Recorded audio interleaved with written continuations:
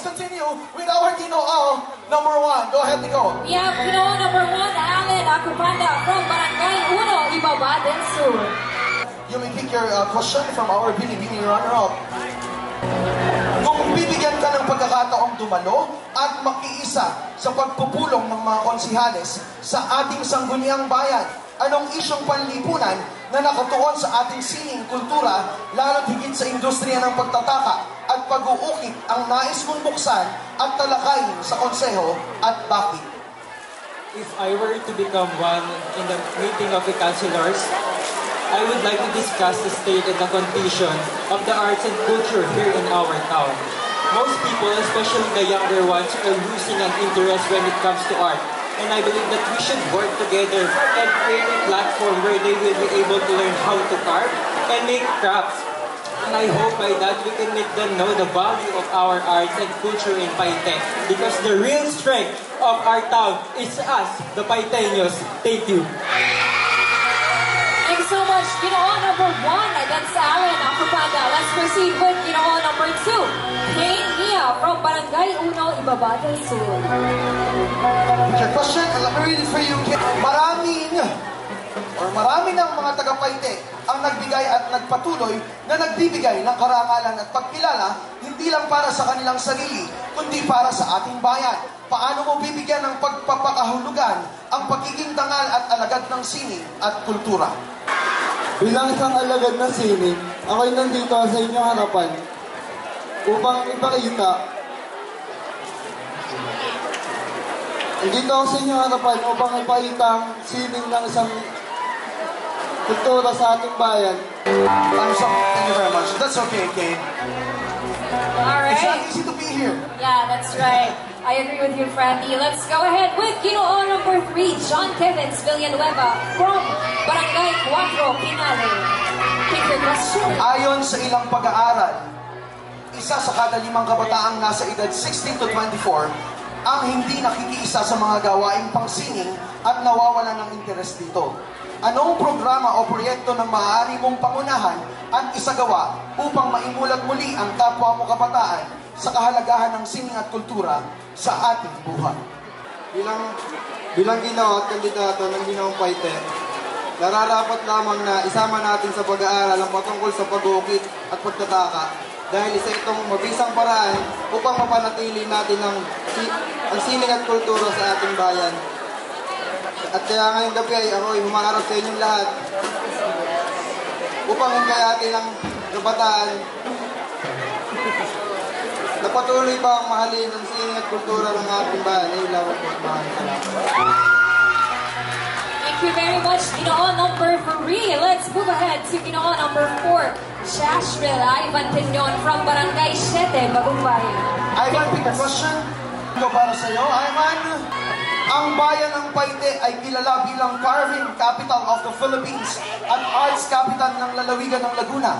Sa sarili mong pananaw, paano mo mapapanatili ng bayan ng Paite ang ganitong mga pagkilala sa mga susunod na henerasyon at pagbabago ng panahon? Mapapanatili natin ang ganitong pagkilala sa ating bayan sa pamamagitan ng patuloy na pagkakilig ng ating kultura at pagsuporta at pagrespeto sa mga talentadong manlilikha na bumubuo ng ating bayan.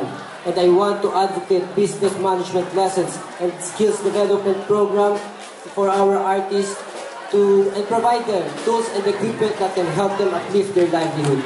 Because I do believe, ladies and gentlemen, that this is the time for us to give them the spotlight that they deserve. Magandang gabi, bayan ng Paite. Thanks so much, Ginoo number 4. We now have Ginoo number 5, June Raymart Bague from Barangay 9, Ibaba del Norte. May 3 pangunahing tourist destinations sa bayan ng Paite. Ang Tatlong Cruz, Matapungka Falls, at ang lumang simbahan ng Romano. Kung ikukumpara mo ang iyong sarili sa mga nabanggit na tourist spot, ano ito at bakit? Well, if I have to compare myself with those destination, it would be Tatlong Cruz. Because just like Tatlong Cruz, I have taken a lot of steps in order to reach where I am right now. And along the way of reaching greater heights, it took a lot of courage, perseverance, and hard work. And just like Tatlong Cruz, it symbolizes faith. And that is what I have right now for myself.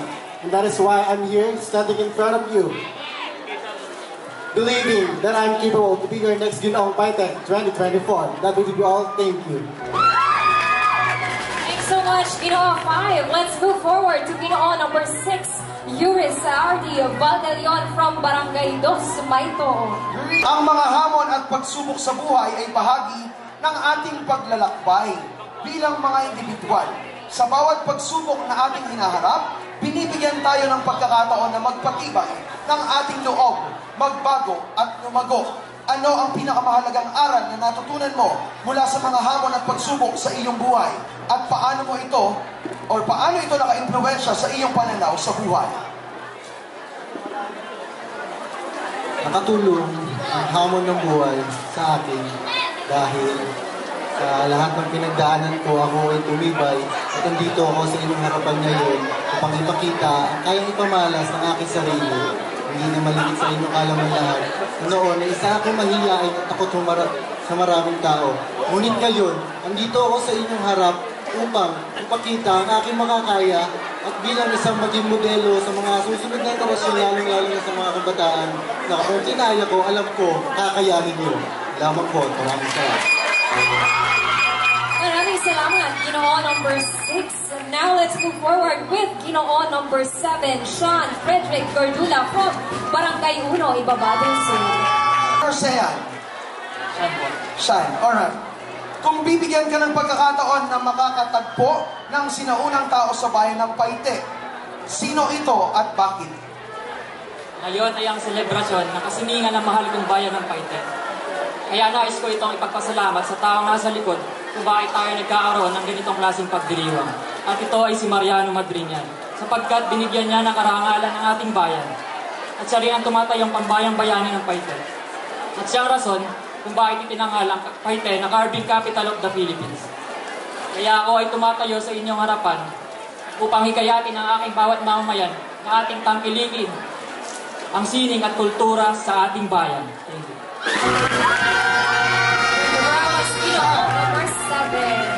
Let's move forward with Ginoo number 8, Mark Angelo Ragos from Barangay Uno, Ibaba del Sur. Here's your question. Kung magiging isa ka sa hurado sa pageant na ito, anong mga katangian ang hahanapin mo sa mga kandidato o kandidata upang siya ang tanghaling Ginoo at Binibining Paite 2024? Kung isa ako sa magiging hurado, ang pipiliin ko ay may malalim na advocacy at magandang personalidad.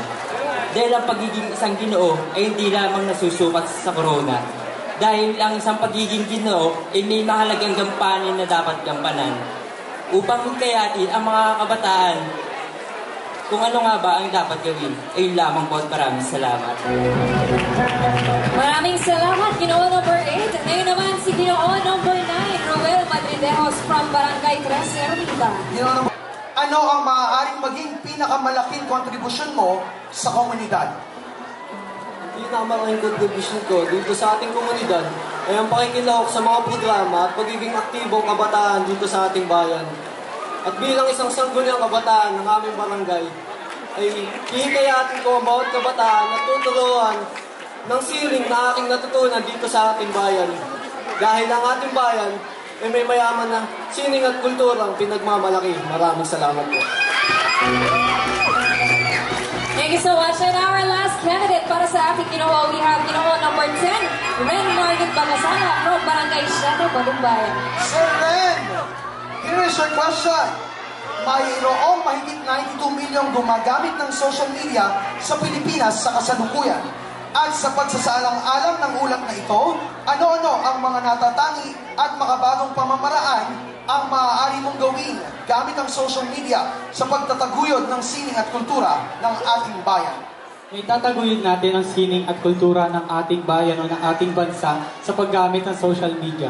Maaari tayong lumikha ng mga pagpupulong gamit ang online live streaming at paglikha ng mga online posts na kung saan ito ay nakatuon sa sining at kultura ng ating bansa. Na kung saan ito ay naglalayon na tugunan at magkaroon ng at makabuo ng mas malawak pa na pagtanggap at interes mula sa mga kabataan at iba't ibang sektor ng lipunan. Sapagkat sa bawat post at pakikilahok natin sa social media, tayo ay binubuhay ng tradisyon, kultura, sining, kwento at identidad ng ating bayan.